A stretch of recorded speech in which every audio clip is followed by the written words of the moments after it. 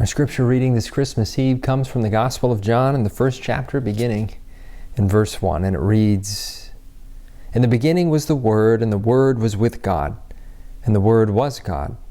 He was in the beginning with God.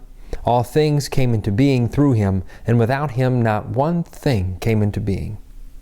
What has come into being in Him was life, and the life was the light of all people.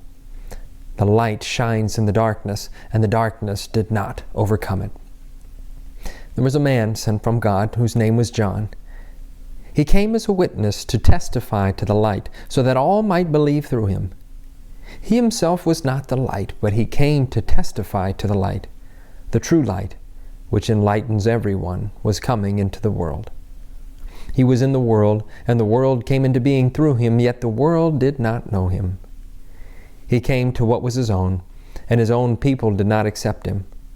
But to all who received him, who believed in his name, he gave power to become children of God, who were born not of blood or of the will of the flesh or of the will of man, but of God. And the Word became flesh and lived among us, and we have seen his glory, the glory as of a Father's only Son, full of grace and truth. It's better to light a candle than curse the darkness. In a tribute paid by Adlai Stevenson to Eleanor Roosevelt when the former First Lady died, he wrote that she would rather light a candle than curse the darkness, and her glow has warmed the world. Now, while I believe most of us are here or watching this because it is on this night of all nights that we remember that it was the light that came first, another part of us is also celebrating and holding a candle to the fact that there are only 7 more days in 2020. Without a doubt, it seems that despite the eloquent words of Adlai Stevenson, we have found our share of darkness this year worth cursing. No names, please. But not tonight. Not this evening. Christmas Eve is our moment each year to raise a candle to the fact that the light still shines in the darkness. For me, it's more than just a nice tradition or simply a stop on the way to Mom and Dad's house for dinner. It's a reminder that even though we just did this 1 year ago today, that a lot has changed, but God's love has not. Each year we come into places all over the world to contemplate the birth of God's Son, carrying with us the baggage of the previous year's joys and misfortunes, missed plans and opportunities, with the anticipation of plans and hopes for the evening and the year to come. To be sure, when I was my oldest son's age, he's 7, my hopes for the year to come didn't really extend past that evening, because what awaited me on the other side of the minister talking, candle lighting, and a benediction was Grandma's rice pudding.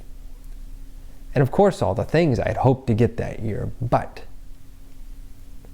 by raising a candle this evening, we don't just acknowledge that things have changed around us, but that we ourselves have changed.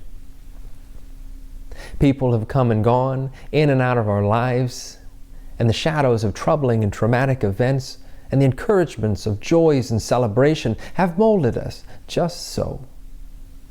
To be the people we are in this moment, in this time, on this day, and in spite of all that has been and all that will be, we raise a candle and save cursing the darkness or even ourselves for another day, another time, not this night. A very dear friend and mentor of mine, Glenn Schwertfeger, a United Methodist minister in Columbus, Ohio, sent his yearly Christmas card to our family, and he always includes a piece of original poetry, and I would like to share it with you on what has been such a blessing to me. It's simply titled, "What He Didn't Say." "Better not mow too close to the creek," my daddy said. "Might get stuck in that mud." But I knew better. I was, after all, 15. I don't have to tell you what happened next. So he got the pickup and the length of chain, showed me how to fasten it just so, and pulled me gently, safely out. Never said a word then or later, not even a smirk on his face. How I miss that man and the things he didn't say. His chain fastened to my life. Just so. I love that poem so much because it's a tribute to a parent's love. To a father who didn't curse the darkness and instead grabbed the tow cables. We raise our candles this night to that kind of love. The kind of love that gets down from its high places and binds itself to all of us. Everything we bring, every fault, every strength, every weakness, and every tear we shed. We light a candle to the kind of love that doesn't curse us, but comes to us where we are to save us. To fill our hearts with the eternal and life-giving love of a parent who wants the absolute best for their kids. Who wants to see candles raised in spite of the darkness, not because of it. So let's do that. Let us once again bring ourselves to this moment as imperfect as it is, as imperfect as we are, and proclaim once again that love's pure light, given to us in the form of a baby, was given so that we may not be cursed, but be bound forever to the one who cast the stars in the heavens. And that one who cast those stars in the sky just so came down to be with us, to shed light into our darkness and lead us to redeeming grace. It's better to light a candle than curse the darkness, after all. For what has come into being in Jesus was life, and the life was the light of all people. The light shines in the darkness, and the darkness did not overcome it.